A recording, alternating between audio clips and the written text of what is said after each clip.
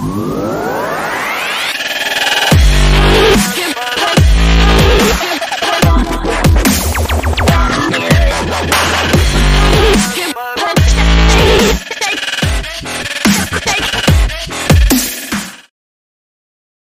yang kedua ya, pun di rumah pun kita juga silaturahmi ya mungkin sebagian via Zoom atau apa ya, dan itu akan pengaruh ya, karena itu tadi berkurangnya pergerakan manusia akan mengakibatkan berkurangnya aktivitas bisnis yang mengakibatkan pengeluaran untuk konsumsi juga berkurang ya. Nah itu juga kita sedang siasati bagaimana caranya untuk di Ramadan ini bisa tetap memasarkan ya. Tentu kita yang menarik dalam 1 bulan terakhir ini kami lihat ya, itu pengiriman produk via home delivery atau via online itu meningkat bisa 200-300% ya.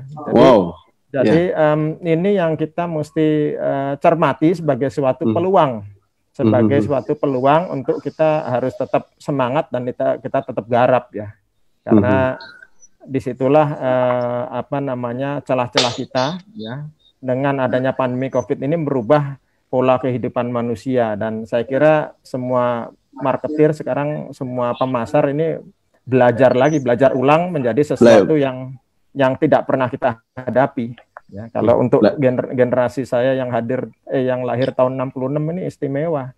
Lahirnya TV-nya masih hitam putih sampai sekarang zaman COVID ngadepin. Ya, kalau kita bicara pandemi kan cuma terjadi 100 tahun sekali ya.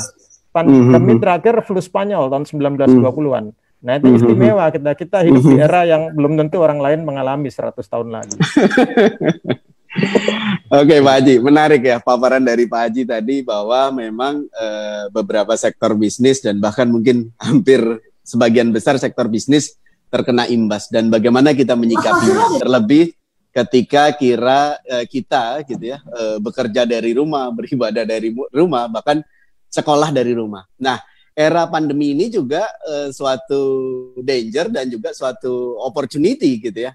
Jadi ya sebagian perusahaan mengalami penurunan, apalagi mal-mal sekarang tutup gitu ya.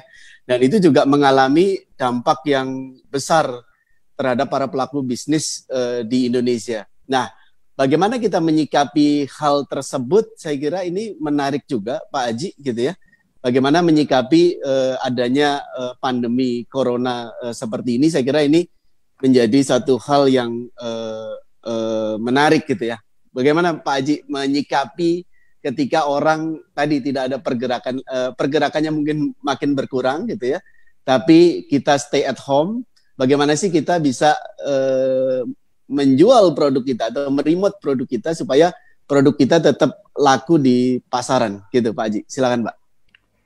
Ya, saya kira itu tergantung jenis produknya ya. Jadi imbas daripada pandemi corona ini, di mana sebagian besar orang harus stay, kemudian mengurangi aktivitasnya di luar rumah, itu tergantung jenis produk yang dia pasarkan ya. Kalau produk itu sifatnya seperti sekarang sanitasi maupun produk kesehatan, vitamin, saya kira impact-nya positif ya. Karena memang sedang dibutuhkan. Tapi untuk produk-produk consumer, ya kita bicara consumer good yang sifatnya tidak basic atau tidak seperti beras, minyak goreng ya, atau kebutuhan makan yang lain, itu kita harus mempunyai kiat-kiat tersendiri ya, karena channel-channel pemasaran kita yang tradisional, yang tadinya offline secara mudah bisa terjangkau atau dijangkau oleh konsumen, apalagi yang produknya sifatnya impuls, kali ini mengalami hambatan ya. Kalau kita bicara hypermarket, supermarket, sebagian masih buka, sebagian sudah membatasi jam bukanya. Sekarang mungkin masih bisa beroperasi minimarket. Itu pun jam bukanya di setiap Pemda itu tergantung ya. Ada yang jam 8, jam 9, ada yang jam berapa itu, jam 8 harus tutup. Kalau kita bicara di Papua, mungkin saya dapat laporan jam 2 siang harus pada tutup. Kalau nggak tutup berotan gitu kan katanya ya. Kemudian juga, nah itu menyebabkan kesempatan kita untuk menjual untuk beberapa jenis barang itu menjadi berkurang. Kita kalau dari sisi kami mencoba mencari alternatif lain ya, misalnya dengan online dan sebagainya ya, dengan e-commerce kita, dengan apa namanya home delivery ya. Tapi memang untuk produk-produk yang bersifat impuls itu belum bisa sepenuhnya menggantikan ya, karena kalau kita bukan produk yang sifatnya kebutuhan pokok, itu orang mengkonsumsi berdasarkan yang disebut stimulus ya. Nah, jadi bagaimana sekarang kuncinya di marketing itu menciptakan stimulus, walaupun orang di dalam rumah, tapi orang terkena paparan atau stimulus dari brand tersebut ya. Mungkin salah satunya ya sosial media, atau dengan online yang lain, dengan kita harus memperhatikan gadget ya. Makin orang sering di rumah, makin sering pegang gadget kan. Ya, jadi saya kira menggunakan media-media yang bisa diakses melalui gadget itu adalah suatu alternatif yang bisa kita pilih di masa seperti ini ya. Di Campina ini kan penjualan secara online ini kan sudah dilakukan jauh-jauh hari gitu ya. Tadi kan sudah ada peningkatan gitu Pak. Apa sih yang dilakukan Campina Pak ketika menghadapi era seperti ini? Tadi kan penjualannya meningkat. Kira-kira apa Pak yang langkah-langkah apa yang dilakukan oleh Campina untuk mensiasati pandemi ini, khususnya dari sisi pemasaran secara online Pak? Ya, kalau dari sisi pemasaran online ya kita secara umum masih bersifat tradisional ya, masih pakai Instagram, masih pakai endorser maupun kerjasama dengan influencer yang ada ya. Tapi memang meningkat ya, tapi untuk produk yang sifatnya impuls seperti kami itu persentase kontribusinya masih kecil lah ya, masih kecil. Karena mainly kita menjual lewat minimarket, lewat outlet general trade ya, which is kalau seperti sekarang di outlet yang non minimarket itu yang di perumahan kan mau masuk ke perumahannya aja sudah di portal kan, karena orang asing tidak boleh masuk. Ya kan, salesman kita mau masuk aja di banjur desinfektan kan. Iya, ya ketakutan orang terhadap corona ini, terhadap pandemi ini itu yang lebih menghambat ya untuk distribusi kita. Ya itu yang. Jadi yang tetap kita lakukan yaitu tadi saya katakan impact-nya untuk setiap brand, setiap jenis produk itu berbeda-beda ya. Kalau yang sifatnya impulsif seperti kami, tentu dampaknya lebih besar daripada yang produk consumer good yang sifatnya menunjang kesehatan maupun kebutuhan pokok. Oke, kalau tadi itu salah satu cara melalui online walaupun belum terlalu tinggi. Tadi juga Pak Haji sampaikan bahwa ketika kita sudah menentukan suatu target di tahun 2020, padahal harapan di depan sebenarnya para pelaku bisnis sangat optimis karena setelah pemilu harapannya 2020 akan growth secara pertumbuhan. Apakah perlu koreksi target nih Pak di tahun ini? Atau survival saja gitu? Nah, ini mengenai jangka waktu untuk kita melihat suatu visi atau target, saya kira juga pergerakannya kita harus lihat dalam jangka yang lebih pendek ya. Dalam arti begini, kita kan tetap ada annual target ya kan. Kita ada annual target, tentu setelah 3 bulan, which is bertepatan dengan seperti ini, first quarter kita mesti review dong, ya kan. Biasanya review untuk festive seperti apa dan sebagainya ya. Nah, sekarang kita dengan adanya pandemi ini kita tentu harus ada beberapa skenario ya, dari skenario yang optimis atau yang biasa-biasa aja sampai skenario yang sifatnya memerlukan kontingensi ya, skenario yang terburuk lah. Bisa katakan kita semua sebetulnya menunggu, kalau di tempat kami adalah menunggu bagaimana nih festif ini, lebaran ini sampai akhir Juni ini. Nah, ini kira-kira nanti setelah itu baru kita lihat lagi, kita belum bisa bicara. Tentu ada gambaran-gambaran sampai Desember seperti apa ya, tapi saya kira sih ya kita semua harus berjuang sebaik mungkin buat festif ya, sampai lebaran, terutama beberapa produk yang memang kalau festif itu peaknya di sana. Nah itu lepas dengan berbagai cara, dengan berbagai hambatan kan, dengan hambatan kita berupaya sebaik mungkin lah ini. Nah, habis itu baru kita lihat lagi lah habis Lebaran nanti. Iya, iya, iya. Jadi mesti terus pantau keadaan yang terupdate gitu ya. Walaupun pemerintah sebenarnya sudah membuat suatu rencana bahwa masa pandemi ini ditetapkan kan sampai tanggal 29 Mei ya 2020. Jadi artinya setelah Lebaran, mudah-mudahan sih harapan kita bersama di bulan Mei mudah-mudahan sudah selesai gitu ya. Tapi impact-nya pasti sangat berasa atau sangat dirasakan oleh para pelaku bisnis atau pelaku brand di Indonesia gitu ya. Nah itu yang memang perlu updating setiap saat nih ya Pak Haji ya, terhadap kondisi real yang ada gitu ya. Moga-moga aja habis PSBB terus karena udah kelamaan di rumah kangen gitu, begitu dilepas biar gitu kan semua pergi ke mall, semuanya pergi kemana gitu. Dan moga-moga sudah ada yang disebut immunity. Setelah sekian bulan udah terbentuk imunitas kita gitu kan. Moga-moga ya Pak ya. Oke Pak Haji, ini kan terkait wabah corona gitu ya, yang ada di Indonesia. Bahkan ini kan ada di 200 negara lebih gitu ya. Indonesia juga mengalami hal ini dari ketika mulai dari bulan Maret, April gitu ya. Ini sudah hampir 2 bulan, saya kira ketika mau memasuki Ramadan 3 bulan. Nah, ini menyikapi di era Ramadan yang terkena dampak dari wabah corona atau COVID-19 ini, kira-kira apa sih yang harus dilakukan oleh pelaku brand di Indonesia, Pak? Ya, kalau dari sisi kami melihat bahwasannya orang akan lebih banyak tinggal di rumah. Jadi kegiatan itu adalah menimbulkan kebersamaan di rumah ya. Sekarang aja seperti di Jakarta kan saya dengar PSBB-nya yang seri kedua ini yang 28 hari akan lebih ketat daripada sebelumnya. Ya kan? Seri kedua ini, Pak.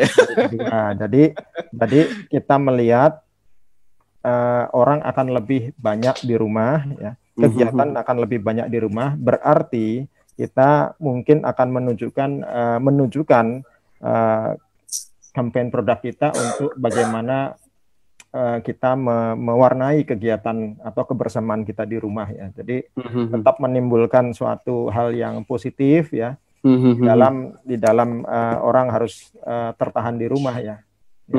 What we have to do when we are in home gitu kan. Jadi ya saya kira ya itu yang membedakan Ramadan sekarang dengan Ramadan yang tahun-tahun sebelumnya ya. Tapi kita juga sebagai pemasar saya kira harus tetap memusatkan untuk memberikan sesuatu yang positif kepada konsumen kita ya. Karena orang mau membeli sesuatu, mau mengkonsumsi sesuatu kalau dia punya mindset atau hope ya yang positif untuk kehidupan ke depan ya. Kalau dia dibombardir oleh sesuatu yang negatif terus yang ketakutan dan sebagainya ya saya kira itu juga berimbas kepada cara dia untuk mengkonsumsi produk ya, keinginan untuk belanja gitu kan. Jadi saya kira kalau kita bisa bersama-sama membuat suatu campaign yang ya ngasih berita yang positif lah, tentu kita komunitas kita meningkat bersama-sama. Saya kira ini perlu gerakan bersama ya, baik pelaku bisnis atau marketers di Indonesia maupun pemerintah atau ya masyarakat secara luas supaya paling tidak tadi imunitas kita naik gitu ya, pemberitaan yang masuk atau yang kita konsumsi positif ya Pak Haji ya, supaya ekonomi bergerak gitu ya, supaya ekonomi bergerak. Nah Pak Haji, kalau melihat situasi seperti ini kan kita harus campaign yang positif. Nah campaign yang sudah siapkan oleh Campina sendiri menjelang Ramadan ini atau nanti saat Ramadan itu program apa yang sudah disusun, Pak? Ya kalau kita sih kampanyenya tidak lebih dari seperti biasa ya, karena kita es krim adalah bagian dari produk untuk menambah keceriaan atau kebersamaan dalam keluarga. Kita akan lebih mengkampanye kali ini kepada bagaimana kita es krim itu bisa membuat kebersamaan kita di rumah menjadi lebih happy gitu. Dalam situasi kita bisa lihat fungsi es krim ya, kebetulan produk kami salah satunya es krim ya. Itu kan mengubah mood dari yang orang yang apa istilahnya orang sedang susah, orang sedang bete, kalau makan es krim paling enggak moodnya Stress, Pak, ya? baik ya, mood booster. Ya, kita akan masuk dari sisi itulah ya, karena es krim kan fungsinya sebagai untuk membuat hari-hari kita lebih ceria ya. Oke, es krim membuat hari-hari kita lebih ceria karena tadi Pak ya, yang tadinya lesu jadi semangat, jadi happy gitu. Ya, daripada mikirin COVID terus ya. Iya, betul. Makan yang bikin ini aja lah, bikin tenang jiwa. Yang happy ya Pak ya. Pak, channel campaign mana Pak yang akan digunakan Pak? Kira-kira kalau di masa pandemi seperti ini Pak? Ya, kita tetap channel lebih banyak channel digital ya saya kira ya. Karena apalagi segmen kita kan terutama di samping keluarga muda juga teens ya, dan anak-anak. Jadi ya kita memanfaatkan mungkin digital dan mungkin TV kabel saya kira yang masih bisa menjangkau. Ya. TV kabel dan digital ya, gitu ya. Kalau base pengalaman Kambina sendiri Pak, efektivitas campaign melalui digital seberapa efektif sih Pak yang dirasakan Pak selama ini? Campaign melalui digital ya itu kalau mau efektif ya kita juga beberapa kali ya kita udah campaign juga melalui digital, itu bisa efektif bisa tidak tergantung tema campaignnya ya, campaignnya dan juga channel yang dipilih ya, strategi yang dipilih juga ya. Saya kira sekarang sudah banyak digital media spesialis yang bisa membantu kita untuk memikirkan itu ya. Jadi ya tetap tergantung digital itu kan channel ya. Ya. Nah, yang lebih penting itu adalah tema campaign dan strategi apa yang akan menjangkau terhadap target market kita sih. Ya. Oke, Pak Aji, bicara es krim di Indonesia, Pak, tentunya kan semakin kompetitif ya, semakin hari semakin kompetitif.